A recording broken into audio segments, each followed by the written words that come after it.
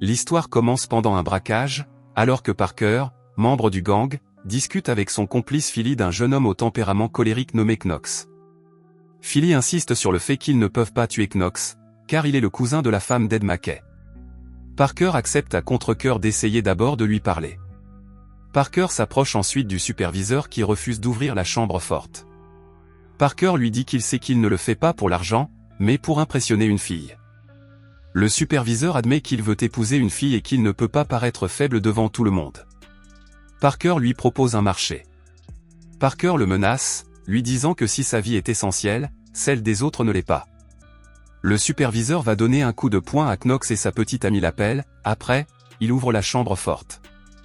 Juste au moment où le gang s'apprête à partir avec l'argent, une voiture s'arrête devant le bâtiment. À l'intérieur se trouve un homme nommé Joe avec sa famille. En voyant les voitures étranges devant le bâtiment, il comprend qu'un braquage est en cours. La cupidité prend le dessus et il décide, je vais moi-même voler les voleurs. À l'intérieur, le gang est en train de mettre l'argent dans des sacs. Joe ouvre soudainement le feu. Knox est tué et Philly est blessé. Joe s'empare d'un sac contenant l'argent et s'enfuit. Parker le poursuit, donnant lieu à une course-poursuite à grande vitesse. Finalement, Parker arrête la voiture de Joe. Joe, blessé, sort de la voiture et Parker le tue. Parker remarque alors que la femme et le fils de Joe se trouvent également dans la voiture. Il donne $10 000 à la femme et lui dit, si la police te pose des questions, dis simplement que tout était confus. Toute l'équipe se réunit ensuite dans un refuge sûr. Philly a une blessure à la clavicule et Zen soigne sa blessure. Il compte l'argent, qui s'élève à environ $400 000. Tout le monde discute de la mort de Knox et de l'attaque inattendue de Joe. Parker mentionne le fait qu'il a donné de l'argent à la femme de Joe, et un membre de l'équipe suggère que cette somme devrait être prélevée sur la part de Parker. Ils essaient de détendre l'atmosphère et tout le monde va se reposer. Zen commence à se déshabiller. Alors que tout le monde la regarde, Parker sent que quelque chose ne va pas. Soudain, Zen sort une arme et tue tout le monde un par un. Elle tire également sur Philly. Parker est blessé et tombe à l'eau. Zen présume que Parker est mort. La scène change. Nous voyons un homme nommé Koninked rencontrer son patron, Lozini. Koninked rapporte que le nom de Parker a été mentionné dans le braquage de l'hippodrome parce qu'un témoin a reconnu sa voix. Lozini est bouleversé car il pensait que Parker était mort. Ils avaient conclu un accord selon lequel Parker resterait en dehors de New York. Lozini dit à Koninked de s'occuper de l'affaire et le menace que si quelque chose tourne mal, la rupture commencera par ses couilles. Pendant ce temps, Parker se réveille dans une chambre d'hôtel inconnue. Le directeur de l'hôtel, Match, l'informe qu'il s'était évanoui et qu'un médecin l'avait soigné. Parker est en colère parce qu'il n'a pas été installé dans sa chambre habituelle, la 12. M explique que la chambre était occupée. Dès que Match s'en va, Parker se lève et se rend dans la chambre 12, chasse le couple qui y séjournait et récupère sa réserve cachée d'armes, d'argent et de faux passeports. Il PM pour les dégâts et s'en va. Parker rend visite à la femme de Philly, Grace. En le voyant seul, Grace comprend que Philly est mort. Parker lui raconte toute l'histoire, comment Zen les a trahis et les a tous tués. Il demande à Grace des informations sur Zen afin de pouvoir la retrouver et récupérer son argent. Grace, qui méprise le mode de vie de Parker, lui dit d'arrêter, mais Parker répond que c'est le seul travail qu'ils connaissent. Grace lui donne un nom, Reggie Riley, qui travaille comme fournisseur à Jersey City. Elle fait promettre à Parker qu'il tuera Zen pour la mort de Philly. Parker accepte. Par la suite, Parker appelle son vieil ami Grofield, un acteur excentrique qui dirige un théâtre toujours déficitaire. Parker lui demande de trouver Reggie Riley et lui raconte la trahison de Zen. Grofield est choqué par la nouvelle de la mort de Philly et accepte d'aider Parker. Ce soir-là, Parker trouve Reggie Riley. Il kidnappe le chauffeur de Reggie et prend sa place au volant. Il interroge Reggie sur Zen.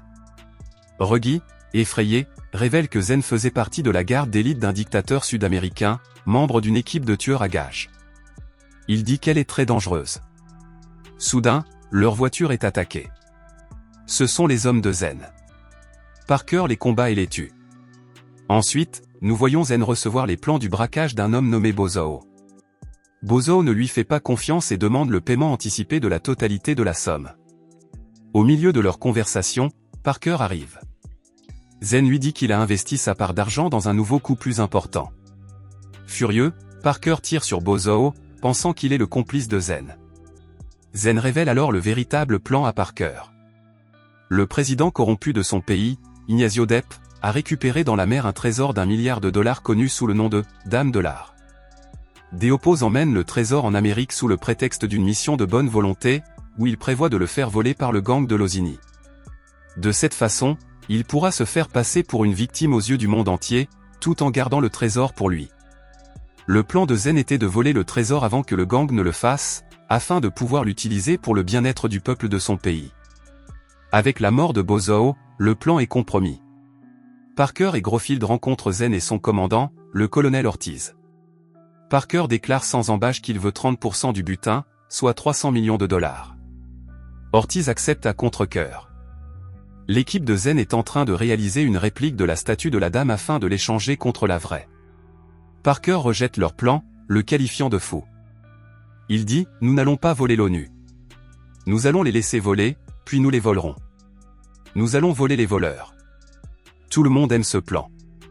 Le petit ami de Zen, Matteo, menace Parker de rester loin de Zen. Parker l'insulte et le fait taire. Dans la voiture, Grofield met Parker en garde contre le fait de s'opposer à l'organisation et à Losini en raison de leur accord.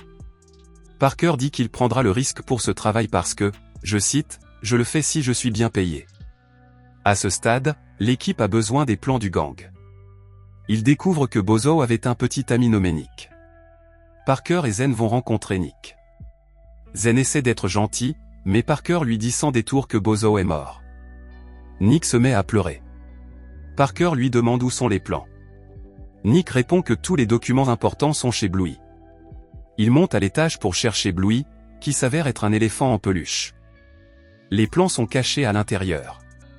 Parker forme une nouvelle équipe qui comprend Grofield, Zen et quelques anciens associés, Stan, le chauffeur, Ed et Brenda. Le plan prévoit que le gang transfère le trésor depuis une gare fantôme située sous l'ONU à l'aide d'un train automatique destiné aux déchets. La tâche d'Ed et Brenda consiste à entrer dans la tour de contrôle de la gare de Bryant Park et à augmenter la vitesse du train.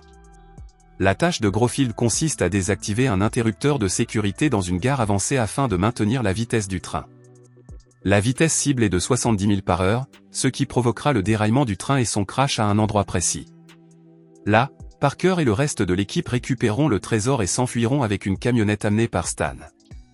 Cette nuit-là, Parker est dans sa chambre d'hôtel, la numéro 12. Zen arrive. Il lui raconte l'histoire de la Dame de l'Art, une comtesse qui s'est battue comme un homme pour son pays. Ils commencent à se rapprocher, mais à ce moment-là, Matteo et Thomas les attaquent et les mettent tous les deux hors de combat. Matteo et Thomas ligotent Parker dans un endroit désert. Ils ont informé Losini de l'endroit où se trouve Parker. Leur plan est de livrer Parker à l'organisation pour sauver leur peau. Parker leur explique que l'organisation ne les épargnera pas non plus. À ce moment-là, Zen arrive et les sauve. Il s'avère que Zen avait délibérément fourni de fausses informations à Matteo. Les hommes de l'organisation arrivent et une fusillade éclate. Parker provoque Losini au téléphone. Losini, furieux, lui dit que l'accord est annulé et qu'il a changé la date du braquage. Le braquage n'aura pas lieu demain. Il est en train de se dérouler en ce moment même. Parker prévient immédiatement son équipe. Le chaos s'ensuit. Ed et Brenda rejoignent la tour de contrôle où ils doivent affronter l'infiltré de l'organisation, Glasscock. Ils le maîtrisent et commencent à augmenter la vitesse du train. Grofield, qui est ivre, va désactiver le nouveau commutateur. Stan heurte accidentellement Grofield avec son camion. D'une manière ou d'une autre, Grofield, blessé, parvient à atteindre le commutateur et à le désactiver. Le train accélère et déraille de manière spectaculaire dans le 23e virage. Parker, Zen et Grofield arrivent sur les lieux de l'accident et ouvrent les conteneurs du train, pour découvrir qu'ils sont remplis de pierres. Ils réalisent qu'il s'agissait d'un piège tendu par Losini. Losini avait déchargé le trésor à la gare fantôme et envoyé le train vide uniquement pour attirer Parker. À ce moment-là, les hommes de l'organisation les attaquent. Stan arrive avec le camion et ils parviennent à s'échapper. L'équipe est vaincue et frustrée. Parker admet son erreur, mais dit qu'ils sont encore loin du but. Il dit que l'organisation a peut-être vendu les objets les plus petits, mais qu'ils ont toujours la statue de la Dame d'Art. Il leur suffit de découvrir qui est l'acheteur. Il s'avère que la petite amie de Consinket sait que l'acheteur est Finney Apple. Parker et son équipe se rendent chez Valentino. Parker interroge directement Finney Apple au sujet de la statue. Paul se montre arrogant, alors Parker tire sur l'un de ses collaborateurs. Terrifié, Paul révèle que la statue se trouve dans un coffre-fort privé à Greenbrook, protégé par une cage impénétrable en alliage de tungstène et de carbone qui ne s'ouvrira que le lendemain à 8 h du matin. Pour Parker, ce n'est pas un problème. Parker repeint les numéros sur les coffres-forts, changeant le coffre-fort 1 en coffre-fort 3. Ils utilisent ensuite des explosifs pour faire sauter la porte du coffre-fort 3, qui est en réalité vide. Pendant ce temps, Finney Apple échappe à la surveillance de Stan et informe Losini. Losini arrive avec son équipe. Il pense que Parker a fait sauter le mauvais coffre-fort. Losini se rend compte qu'il a été trompé et se lance à leur poursuite. S'ensuit une autre scène de poursuite spectaculaire. Finalement, l'équipe de Losini parvient à arracher la statue à Parker. Losini apporte la statue à de la PA, mais là-bas, on découvre que la statue est un faux, celui que l'équipe de Zen avait réalisé. La vraie statue n'a jamais quitté la chambre forte. De la Pose menace de tuer Losini pour l'avoir trompé. Losini comprend la réalité et retourne en courant à la chambre forte de Greenbrook, pris de rage. Parker lui dit qu'il savait depuis le début que l'organisation était en faillite et que c'était leur dernier gros coup. Parker dit qu'il ne le laissera pas avoir la statue. Il montre à Losini une bombe attachée à la statue. Il fait exploser la statue avec la bombe, ruinant complètement l'organisation.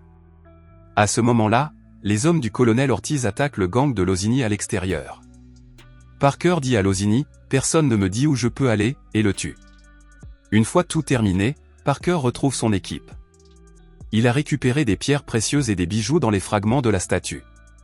Il donne à tous les membres de l'équipe leur part, qui s'élève à environ 2 millions de dollars. Tout le monde repart heureux. Dans la scène finale, Parker rencontre Zen à l'hôtel. Zen lui demande de l'accompagner dans son pays, mais Parker lui répond qu'il ne peut pas parce qu'elle a tué son ami Philly. Il dit que c'est mauvais pour les affaires. Zen accepte son destin. Ils prennent un dernier verre ensemble et Parker, tenant la promesse faite à Grace, tue Zen. Par la suite, Parker rencontre Grace et lui donne la part d'argent qui revenait à Philly, qui est plus importante que ce à quoi elle s'attendait. Il lui dit qu'il a tué Zen. À la fin, Parker et Grofield célèbrent le nouvel an à New York. Ils sont tous deux prêts pour le prochain coup.